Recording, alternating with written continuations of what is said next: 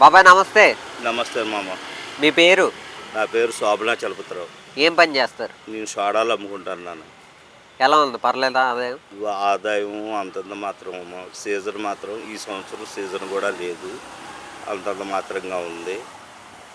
ఇప్పుడు చూసుకుంటా బాబాయ్, కూటమి ప్రభుత్వం అధికారంలోకి వచ్చి సంవత్సరం పూర్తయింది. ఎలా అనిపించింది కూటమి ప్రభుత్వ పరిపాలన? కూటమి ప్రభుత్వం వచ్చిన తర్వాత ప్రజలను ఉద్ధరిస్తారని అనుకున్నాము. కష్టపడి ఈ కూటమి ప్రభుత్వానికి ఓటు వేసాము. అంతకుముందు పరిపాలన అస్తవ్యస్తంగా ఉంది. ఈ ఈ ప్రభుత్వం వచ్చినాక కాస్త బాగుంటుంది, ప్రజలు కూడా బాగుంటారు, బాగుపడతారు అనే ఉద్దేశంతో ఈ గవర్నమెంట్కి మేము సహకరించి ఓటు వేయటం జరిగింది.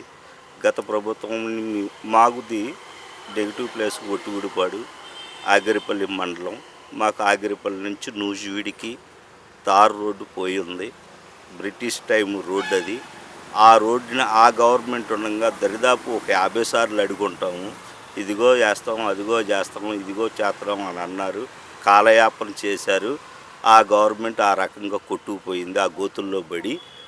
ఈ గవర్నమెంట్ వచ్చింది, ఈ గవర్నమెంట్ మనకి ఇది చేస్తుంది, ఆ రోడ్డును పూర్తి చేస్తుంది అని అనుకున్నాము. కానీ ఈ గవర్నమెంట్ కూడా పట్టించుకోలేదు. ఒకసారి మా మినిస్టర్ గారిని అడగటం జరిగింది.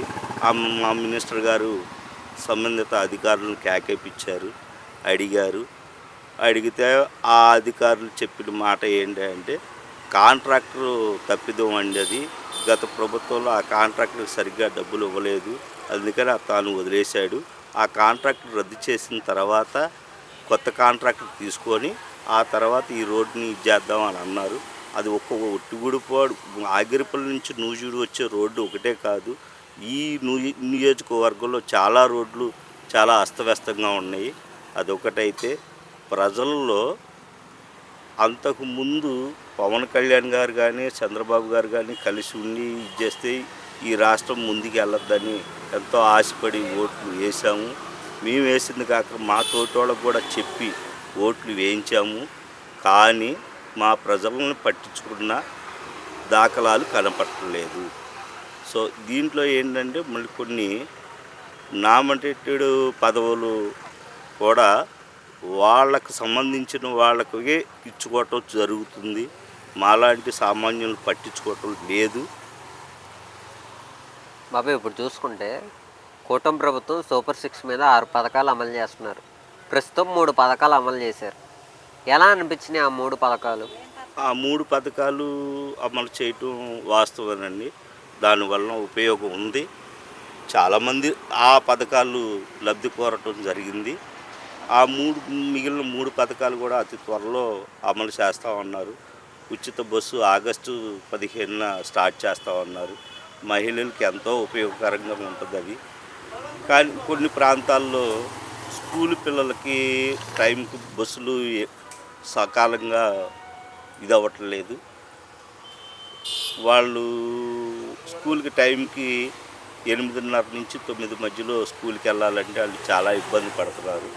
అది కూడా ఒకసారి ఆలోచిస్తారని కోరుకుంటున్నాను.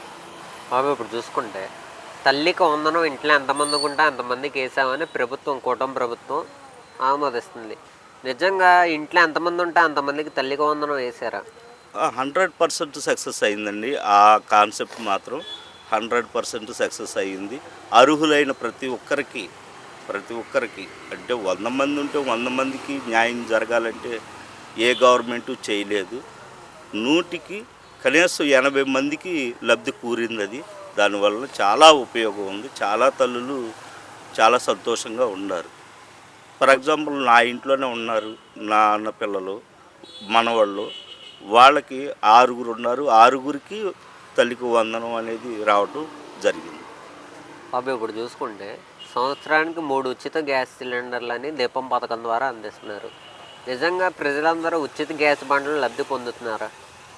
అది 100%గా లబ్ధి కూరినట్టేనండి. అది కూడా చాలా చాలా మంచి పథకం. ఇప్పుడు చూసుకుంటా బాబాయ్, ఆగస్టు 15 నుంచి మహిళలకు ఉచిత బస్సు పెడుతున్నారు. అయితే మహిళలకు ఆ ఉచిత బస్సు పథకం పెడితే బాగుంటుంది అంటారా, లేదా దాని బదులు ప్రజలకు వేరే ఏదైనా పథకం పెడితే బాగుంటుంది అంటారా? ఈ ఉచిత ప్రయాణం బస్సు అనేది చాలామందికి ఉపయోగకరమేనండి. దానివల్ల దీన్ని మార్చటం అంత కరెక్ట్ కాదు. దీన్ని అమలు చేస్తే ఇంకా ఇంకా మంచి పేరు మన ఈ కూటమి ప్రభుత్వానికి ఇంకా పేరు వస్తుందని నా ఉద్దేశం. బాబాయ్ మీ ఎమ్మెల్యే గారి పేరు పార్థసారథి గారు. ఎలా ఉంది ఆయన పరిపాలన? ఆయన పరిపాలన అంటే మేము మాటల్లో చెప్పకూడదు అది కొన్ని విషయాలు. ఆయన మినిస్టర్ గారు అయ్యారు. సరే, ఇప్పుడు మనం మాట్లాడుకుంటే కనుక నిజంగా ప్రజలకు ఏదైనా కష్టం వస్తే ఎమ్మెల్యే గారు ఆదుకుంటున్నారా లేదా? వాస్తవంగా చెప్పండి. అది కొంతమందికే ఉపయోగపడదు. వైఎస్ జగన్మోహన్ రెడ్డి గత 5 సంవత్సరాలు నేను ఏదో చేశాను, నన్ను ఎందుకు ఓడగొట్టారని చెప్పి జగన్మోహన్ రెడ్డి మాట్లాడుతూ ఉన్నాడు. నేను అభివృద్ధి చేశాను, నేను చేసిన అభివృద్ధికి శాలువాలు కప్పాలి, సన్మానాలు చేయాల్సింది పోయి నన్ను ఓడగొడతారని చెప్పి ప్రజల మీదే జగన్మోహన్ రెడ్డి ఆగ్రహం వ్యక్తం చేశాడు. అయ్యా జగన్మోహన్ రెడ్డి, సామాన్య ప్రజలు ఏమనుకుంటున్నారో ఎప్పుడైనా ఆలోచించావా? నువ్వు పథకాలు ఇచ్చేసేనంటావు, బటన్ నొక్కేసానంటావు, నేరుగా ప్రతి ఒక్కరి ఖాతాలో పడిపోయిందంటావు. కానీ ఏనాడైనా సరే ఆ పథకం ప్రజల్లోకి చేరుతుందని చెప్పి దాని మీద కార్యాచరణ ఎంక్వైరీ కానీ చేయించావా? సామాన్య ప్రజలు ఇబ్బంది పడ్డారు, ఓట్లు వేయలేదంటే ఇందుకే కారణం. జగన్మోహన్ రెడ్డి అనేవాడు బటన్ నొక్కుతున్నాడు, అవి వస్తున్నాయో లేదో వెళ్తున్నాయో అని చెప్పి పట్టించుకున్న విధానం లేదు. ఈరోజున సామాన్య ప్రజలు చెప్పేది అదే. నువ్వు 5 సంవత్సరాలు ఆంధ్ర రాష్ట్రానికి చేసిందంటూ ఏమీ లేదు. కనీసం ఆంధ్ర రాష్ట్ర ప్రజల కోసం పట్టించుకున్న దాఖలాలు అది కూడా లేదు. ఏదో నీ ఎంతలా పరిపాలన చేసావు, అధికారం ఉన్నంతసేపు అధికార దాహను తీర్చుకున్న తర్వాత అధికారం నుండి దిగిపోయినట్టు కనపడుతుంది తప్ప ఆంధ్ర రాష్ట్ర ప్రజల కోసం చిత్తశుద్ధితో పనిచేసినటువంటి విధానం అయితే లేదు. మళ్ళీ ఈరోజు నువ్వు మాట్లాడుతూ ఉన్నావు, నెక్స్ట్ వచ్చేది నేనే ముఖ్యమంత్రిని అని చెప్పి మాట్లాడుతున్నావు. ఏ రకంగా నువ్వు మాట్లాడుతున్నావు కూడా అర్థం కావట్లా. ఆంధ్ర రాష్ట్రంలో ప్రజాస్వామ్యం అనేది ఉంటుంది కదా, ప్రజలు ఓట్లు వేస్తేనే కదా గెలిచేది. గత 5 సంవత్సరాలు నువ్వేమీ చేయకే కదా ఆంధ్ర రాష్ట్ర ప్రజలను పక్కన కూర్చోబెట్టారు. ఈరోజు నన్ను మళ్ళీ అధికారంలోకి వచ్చేస్తా, నేనే ముఖ్యమంత్రిని అయిపోతానని చెప్పి మాట్లాడుతున్నావు అంటే ఏమనాలో కూడా అర్థం కావట్లా. ఆంధ్ర రాష్ట్రంలో ఈ రోజున ప్రజలు ఏమనుకుంటున్నా ఒకసారి ఆలోచించు. ఈ కూటమి ప్రభుత్వం అధికారులకు వచ్చిన తర్వాత ఈ సంవత్సర పరిపాలనలో ప్రజలు ఏ రకంగా వాళ్ళ యొక్క జీవన విధానం మారిందో, కష్ట సుఖాలు తెలుసుకుని చంద్రబాబు నాయుడు ఎలా సహాయపడుతున్నారో ఒకసారి చూడండి. గత 5 సంవత్సరాలు నీ పరిపాలనకైనా ఈరోజున కూటమి ప్రభుత్వ అధికారులకు వచ్చిన తర్వాత కూటమి ప్రభుత్వ పరిపాలనకి ఒకసారి టాలీ చేసుకొని చూడు, నీకే క్లారిఫికేషన్ అయిపోద్ది. ఎంతసేపు పథకాలు పథకాలు పథకాలు అంతే. ఈ పథకాలు మనుషులను బతికిచ్చేస్తాయన్నట్టు సంవత్సరంలో ఒక్కసారి వచ్చే పథకానికి మిగతా 11 నెలల పరిస్థితి అయినాడని ఆలోచించావా?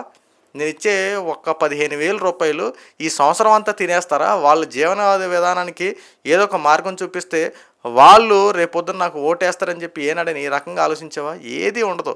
ఎంతసేపు పథకం వేస్తే చాలు, వీళ్ళు రేపొద్దున వీళ్ళే ఓటేస్తారన్నట్టు ఈ రకంగా ఆలోచించే తప్ప ప్రజల పక్షాన వ్యవహరించి ప్రజల కోసం కావాల్సిన విధానం గురించి అయితే నువ్వు ఏమీ ఆలోచించలా. ఈరోజు చాలామంది సామాన్యులు ఎప్పుడు ఎలక్షన్లు వస్తాయా, ఎప్పుడు నిన్ను ఓడకూడదాం అన్నట్టు ఎదురు చూసినట్టే కనపడతా ఉంది. ఎందుకంటే నువ్వు ముందు చెప్తున్నటువంటి ఒక పెద్ద ఆయన మాటలు మీరు విన్నారు కదా. ఆ పెద్ద ఆయన ఏం చెప్తా ఉన్నాడు? నేను ఒక సోడా బండి నడుపునేవాడిని, జగన్మోహన్ రెడ్డి నా ఆర్థిక సహాయం చేస్తాడంటే చేసిందంటూ ఏమీ లేదు. ఆ పైగా ఈరోజున తల్లికి వందనం అవన్నీ ఏర్పాటు చేసి కూటమి ప్రభుత్వం ఎంతమంది ఉంటే అంతమందికి ఇచ్చి సహాయపడుతున్నారు. పెన్షన్లు పెంచారు, నాలాంటి వాళ్ళకి 4,000 రూపాయలు అందుతున్నా అదే జీవన విధంగా మారింది అని చెప్పి చాలా చక్కగా చెప్తా ఉండంటే నువ్వేం చేసావు ఆంధ్ర రాష్ట్రంలో 5 సంవత్సరాలు? చేసిందంటూ ఏమీ లేదు. ఈ రోజున మళ్ళీ కూటమి ప్రభుత్వాన్ని విమర్శించేస్తున్నావు. నేను అది చేసేవాడిని, ఇది చేశాను, వీళ్ళైతే చంద్రబాబు నాయుడు ఎగ్గొట్టేశాడు, మోసం చేశాడని చెప్పి నువ్వు మాట్లాడుతున్నావు. ఆంధ్ర రాష్ట్ర ప్రజలు మాత్రం ఈ రోజున చాలా సంతోషంగా ఉన్నారు. గత 5 సంవత్సరాల పరిపాలనకి ఈ ప్రభుత్వానికి తెలియ చూసుకొని ప్రజలు ఎంత సుఖ సంతోషాలతో ఒకసారి చూడండి. ఇప్పటికైనా సరే ప్రజల పక్షాన్ని వ్యవహరించేలా ప్రయత్నించడం తప్ప బురద జల్లే వ్యాఖ్యలు శివరాజకీయాలు చేయడం కాస్త తగ్గించండి ఇప్పటికైనా.